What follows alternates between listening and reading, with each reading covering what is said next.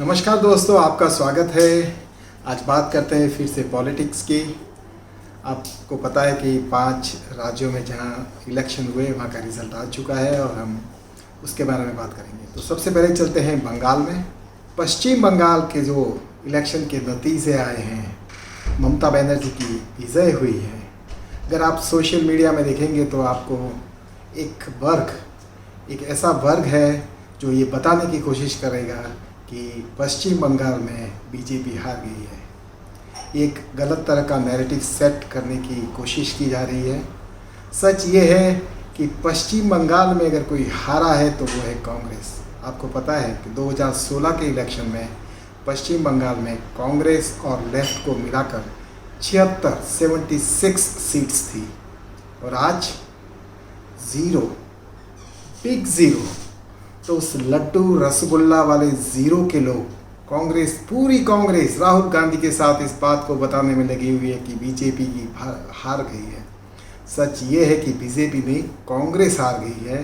कांग्रेस और उसके साथी दल 76 सीटों से 0 सीट पर आ गए हैं।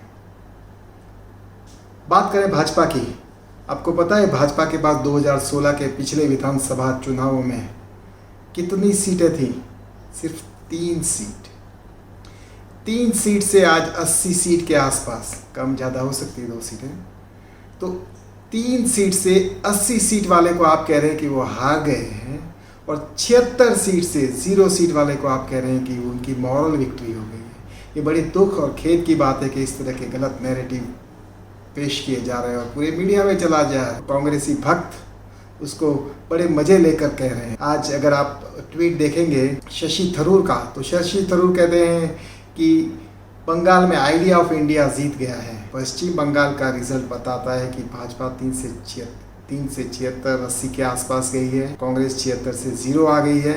तो उनके अर्थ का मतलब ये हुआ कि आइडिया ऑफ इंडिया का मतलब होता है जब कांग्रेस को 0 सीट मिले तो आइडिया ऑफ इंडिया है। अगर वो ये कहना चाहते हैं कि आइडिया ऑफ इंडिया जीत गया है, इसका मतलब कि आइडिया ऑफ इंडिया का मतलब है कांग्रेस की 0 सीट है। अगर यही आपका लक्ष्य है तो बहुत बहुत मुबारक हो। राहुल गांधी को सोचना पड़ेगा कि उनके समर्थक किस तरह के लोग हैं।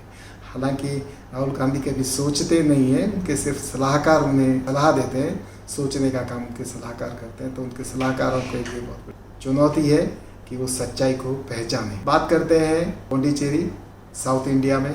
तो दक्षिण भारत में पुडुचेरी में बीजेपी कभी रही नहीं।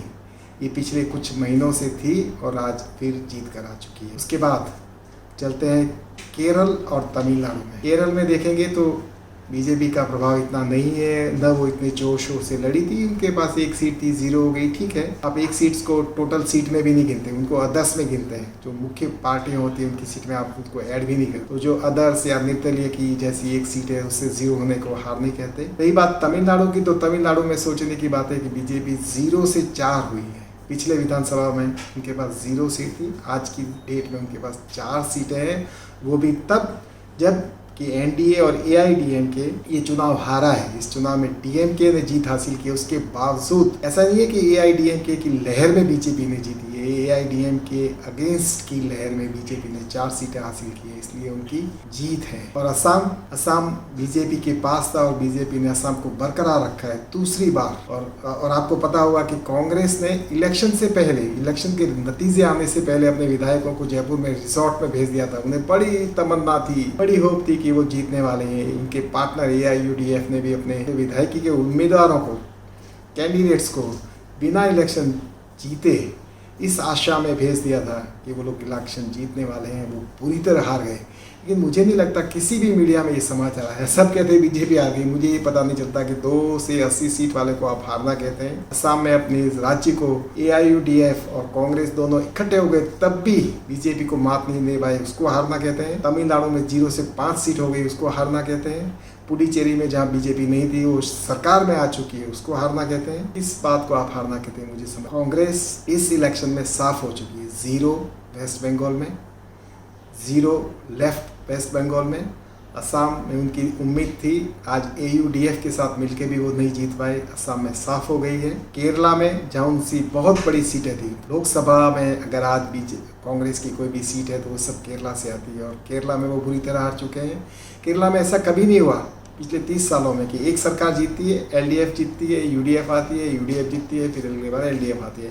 ये पहली दफ़ा 30 सालों में हुआ कि इस बार एलडीएफ सत्ता में थी और फिर से एलडीएफ आई है। इससे बड़ी कांग्रेस की हार किसी के साथ। और तमिलनाडु में तो नो डाउट डीएमके के साथ मिलके जो भी उनके पिछलगू की तरफ जो भी सीट मिली है, तो ऐसे में सारे कांग्रेसी खुश हो रहे हैं। अब कौन सी शादी में अब्दुल्ला दीवाना हुए जा रहा है, बेगानी शादियों में, उसका जवाब तो वो ही दे सकते हैं। लेकिन अगर कांग्रेस को सीरियसली चुनावी मैदान में रहना है तो उन्हें सोचना पड़ेगा।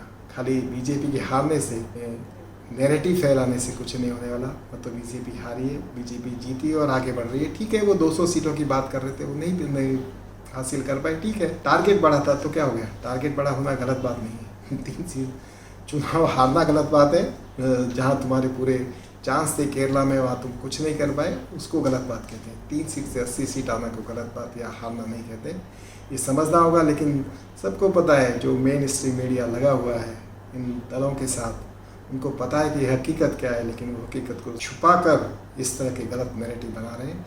लेकिन ये पब्लिक है, ये सब जानती है और उसको सब पता है। Thank you.